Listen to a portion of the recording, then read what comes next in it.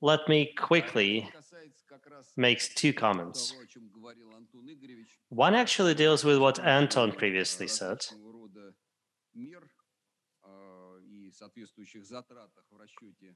About usage of certain measures, and he did refer to specific calculations of costs around reforestation, afforestation, other responsible forest management, and potential monetization effects.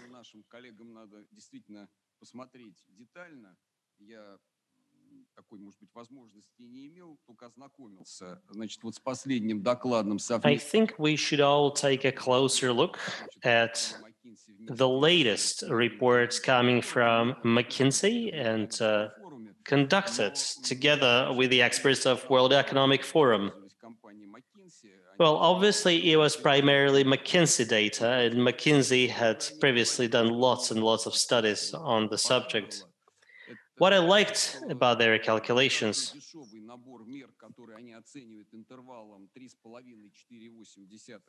was that they actually proposed a bunch of relatively cheap measures between $3.5 to $4.8 per hectare could provide a significant increase in the carbon sequestration potential of forests.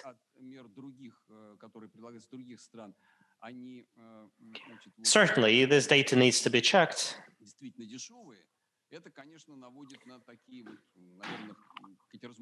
But what gladdens me in particular is that these are cheap measures, so we should certainly do them.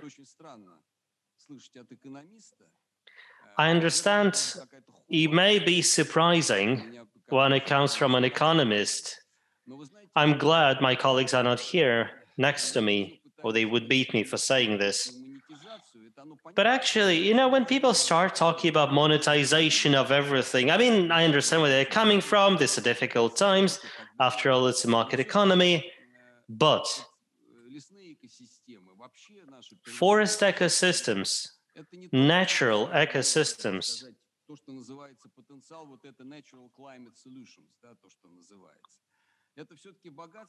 they hold potential of natural climate solutions, but also there is so much more beauty and wealth in them. Economists tend to use a pretty cynical term of ecosystem services to describe those things, maybe in order to simplify monetizing them, is actually what makes life on Earth sustainable, economically and otherwise, socially, aesthetically, in so many other ways. All those ecosystem services. And I would love to support Anna here. She did talk about multipliers. I think it is important for us to find a way to assess those multipliers. Assessing as a reforestation project only on the basis of its carbon sink potential is so myopic.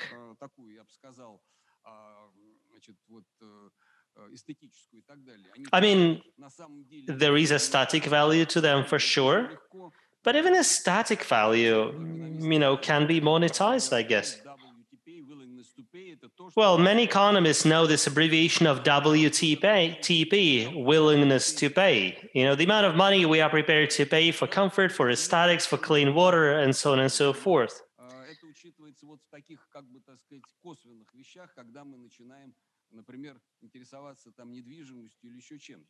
Well, in forestry, this is something that is rarely taken into account, but it is very prominent in other markets such as real estate.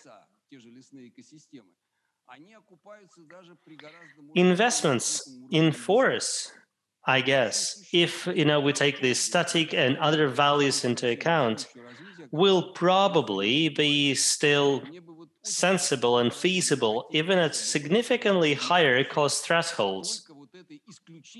I certainly don't want us to think of all this through the lens of carbon alone. Now we are talking about forests here in terms of carbon sinks, but we actually know that there are so many other roles they play. They shape regional climates, for example. I'm not trying to detract from the importance of what we're doing here. Obviously, this is an imperative. This is incredibly important for economists. But I certainly don't want us to be myopic economists. I think that everybody has read Das Gupta's report on global biodiversity. It's a painful report. I mean, people find ways of picking at this report, but the general thrust of it is so true.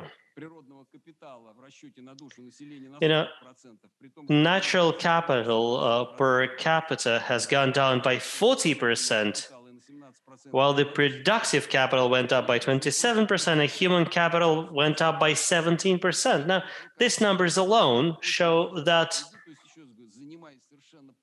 well, effectively, we're killing this planet and we are undermining the very basis of our existence. So if we can also, continue our strand of research while keeping in mind the systemic, comprehensive, integral side of it, that would be great.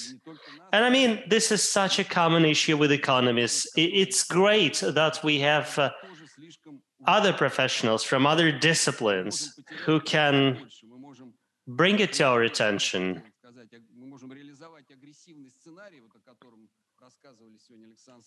Now, Alexander and Andrei earlier today told us of this aggressive scenario where, for example, we can have carbon neutrality around 2050, or at least deliver on Paris Agreement, and at the same time have lots of macroeconomic issues, and maybe we'll also have environmental issues, because on the environmental side there are lots of challenges. Carbon is the primary one, but certainly not the only one. And we can easily, like this country certainly knows how to play the minimax game, how to focus on one thing at the total expense of everything else. Natalia Lukina, I can see your hand, ma'am. Please, the floor is yours. Yeah, thank you very much. You can hear me, can't you?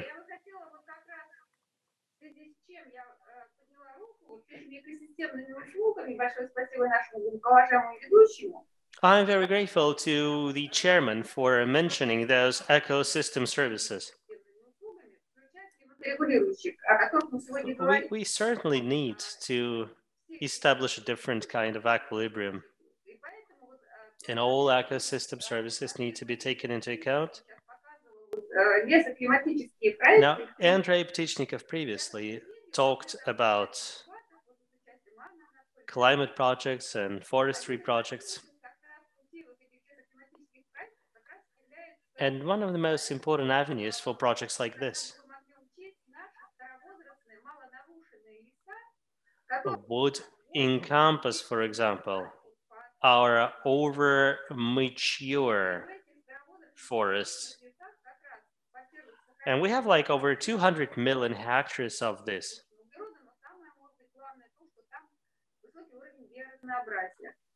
Now, what's important about this forest is that they're frontier forests, old growth forests, and they provide huge amount of biodiversity.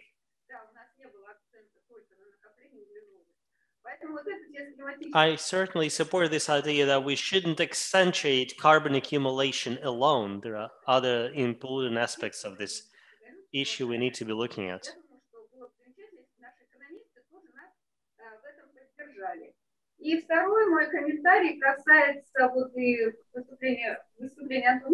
My second comment is about the speech made by Anton about remote sensing.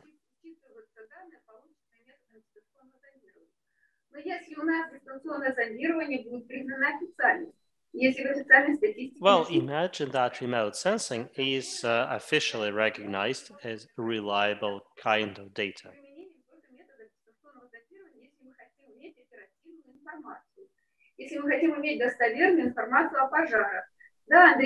Now, remote sensing will provide us with much more up-to-date information on forest fires. And I do agree that verification of remote sensing data will be very important. Now, we have this data that 4 million hectares of forests were devastated, destroyed by forests in 2019 alone. And I suggest that we run this project together. Like, you sit down and select pilot sites where we're going to run our tests, simply to validate the quality of remote sensing data. Thank you. Dirk, I can see a hand. Raising your hand, please go ahead.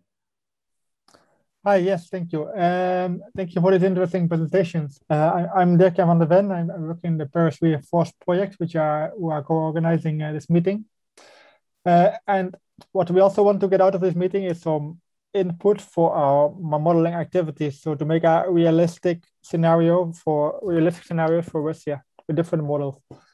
I myself handling one model which is called GCAM, which integrates land and energy systems. And that's why I was interested also in this session about forests. And I checked a bit the perspectives that you gave us, that Anton presented with the outcomes that we have in the first run for GCAM, the where are we had scenarios. And well, the first thing I noted that the model is clearly not prepared to check the absorptive capacity of current forest in Russia. It's a known problem of the model as we get much lower absorption numbers. But what we could what could be interesting with our model, and what we are interested in also in modeling policies in Russia, is to have an idea of what kind of land policies you expect to happen in the next decade. So I heard Anton talking about like projects up to afforestation projects up to $20. This kind of numbers, that's what we are really interested in, to more or less simulate like where emissions would go with such kind of policies, but also the other policies like you mentioned offsetting also agriculture. This kind we will be interested in having this kind of input from you as well here. So another issue that I noticed with our current results in the model is that Russia is expected in this where are we headed scenario, so which basically says like which is a global scenario showing like what if all countries do what they are promised to do basically at this point. Russia exports a lot of bioenergy to the rest of the world. Like by 2050, it's about 50 times more exportations of bioenergy than they consume within Russia, which is basically the model basically allocates all this this production in Russia because of a lot of space. There's a lot of space, I guess. And I was wondering like how realistic this is, and whether like the Russian government or Russian policymakers have a foresight of the bioenergy industry for the next decades. If this is something that is that's taken into account, and also in the modeling, of course, this is heavily intertwined with the forestation in Russia. So it's more or less like the more bioenergy production, the less afforestation. So these topics are clearly intertwined. So I want to hear from you if you have any insights on these topics, on future policies on land that we can maybe use for our models. Спасибо большое, Dirk. Yeah, thank you very much, Dirk. I'm certainly not the one to take this question, but I hope that people in attendance should be able to take it. It's a shame. I'm not sure that people from the ministry are participating in this session. though they actually very well positioned to talk about our expectations in terms of legislative changes. It is, after all, their cup of tea. However, if the Russian participants would like to take your question, I would be very grateful. If I may, a very short comment, Dirk. What I actually heard today, and there was a session on the regulatory guillotine at the Ministry of Economic Development. So they did have this discussion about agricultural lands, where they had some new forest growth. They say, you know what? They previously toyed this with this idea of reclassifying this land as forests, but for a limited period of time. Fortunately, they revoked this idea. Secondly, something that we consider very obvious is that the existing regulatory framework does not provide for forestry or climate projects as we know them, with very few exceptions. Well, for example, firefighting projects and forest preservation projects would benefit a lot if we updated our forestry code. What I mean is that, for example, if you lease a forest, under the current law, you actually need to commit to felling 70% of the forest. Otherwise, well, simply doesn't work. We certainly need to introduce new ways of lease under the forestry code so that you can run, for example, climate projects there. I'm actually going to propose a legislative change in this respect, hoping something good will come out of it, because obviously, in its current shape, Russian Forest Code doesn't really support Russia's move towards climate change mitigation. Thank you, Andrei. Would anybody like to build on it, provide additional information to Dirk-Jan? I'm checking for Andrei. Have I seen your hand, or am I imagining it? No, you aren't. I'm sorry. It's actually, my eyesight is not as good anymore. It's fine. Now, let me make a minor correction here. I mean, current Russian legislation does not provide for climate-related forestry projects, quote unquote. However, you are not really forced to lease forests for felling purposes. So I'm afraid Mr. Ptichnikov is not correct right here. I mean, there is a particular type of lease where indeed you must fell 70% of the forest. However, legislation provides for 23 types of forest lease contracts. For example, you can lease a forested area for hunting purposes. And there are other types of lease which are quite realistic. I think, nonetheless, that this list of lease contracts can be expanded. What Andrei has proposed can be done for sure. Or an alternative would be, say, a lease contract in order to provide ecosystem services or to, ensure better forest preservation. I mean, if we're doing the protocol, the minutes of this session, I would love it there, actually. I see Anna there. Anna, would you like to? Yes, thank you, Boris.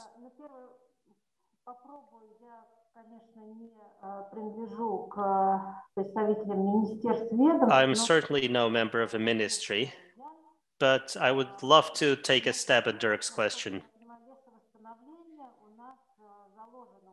Reforestation, from what I understand, is part of the existing strategies. I don't remember the exact deadline, but there is a target somewhere that we need to reforest 100% of what has been deforested.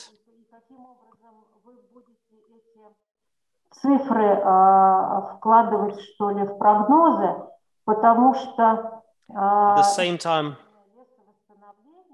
I'm not sure how you're going to use these numbers or this information, because artificial reforestation cannot really be translated directly into improved carbon sequestration. I mean, artificial ways of carbon sequestration in Russia can provide much better results than reforestation.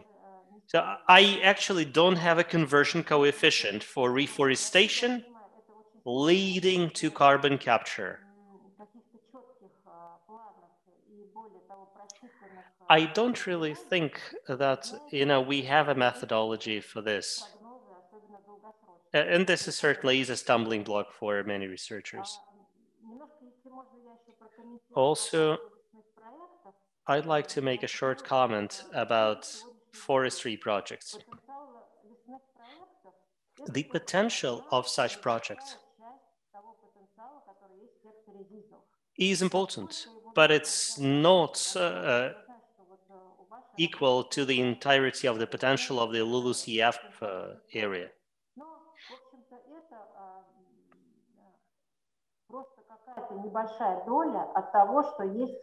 Actually, it's actually a small part of what can be achieved in the LULUCF industry. What we can effectively deploy in the forests will be marginal compared to what we can do across the LULUCF sector. There was a very good statement made by some colleagues recently. They said that the number of forestry projects we run will be determined primarily by the share of carbon footprint that can be offset with forestry projects.